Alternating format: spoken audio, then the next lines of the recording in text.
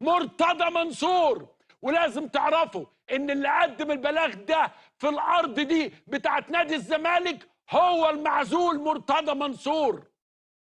هيموت الراجل. الغل والحقد اللي بيقول لك بحب النادي وعمري النادي انا وعيالي، انت وعيالك دمرتوا النادي يا مرتضى، وانا ما بخافش منه. انا من 20 سنه قلتها له ما بخافش منك، ومحدش لازم يخاف من مرتضى منصور. يقول لك ايه احنا مستنيين اما نشوف البلاغ. هو مين اللي عامل بلاغ؟ لازم كل زملكاوي يعرف مين بيوقع في الارض، ومين عايز الخراب للنادي، ومين بيكره النادي، ومين الحقود، ومين اللي حس انه معزول. احنا لبسناه الطرح في سنه واحده، لبس الطرحه وماشي من النادي وماشي من المجلس، ومصر اتخلصت منه هو وعياله.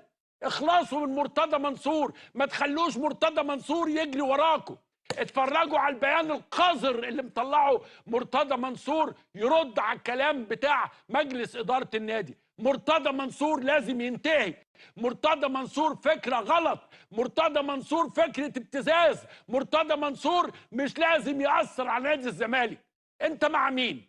انت عايز ايه؟ انت مع الشرعية؟ الشرعية المجلس اللي موجود، الناس المحترمة اللي موجودة. ده راجل ودانا في 60 داهية، وانا قلت الكلام ده في عهده وهقوله تاني وتالت، ولا يهمني بنكله ولا يساوي حاجه عندي.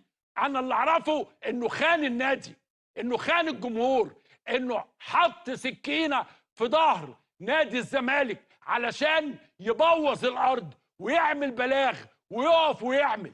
كانوا بيستخدموه زمان عشان يعمل الحاجات دي، دلوقتي ما حدش بيستخدمه وما حدش عايزه، وهو ما يساويش حتى الورقه اللي هو كتب عليها الكلام ده.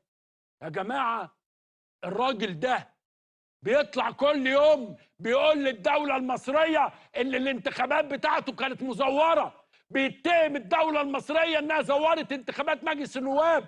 ما تردوا عليه، ما تعملوا له حاجه، ولا هو مسنود؟ ارجع تاني واسال مين اللي بيسند مرتضى منصور في البلد؟ هو مرتضى منصور اقوى من نادي الزمالك؟ نادي الزمالك عايز يعيش، نادي الزمالك عايز يتقدم، نادي الزمالك خد خطوات واضحه، نادي الزمالك بيسدد الديون الزفت الزباله اللي عملها هو وعياله، اللعيبه الكسر والعمولات اللي خدها. احنا مش عايزين كل شويه حد يقول لك ايه مش عايزين. ليه مش عايزين تتكلموا؟ ما تتكلموا وتقولوا مين اللي بيدمر نادي الزمالك، مين اللي عايز يعور نادي الزمالك. ده مش بيعور نادي خاص، ده مش بيضرب نادي خاص، ده بيضرب نادي للدولة.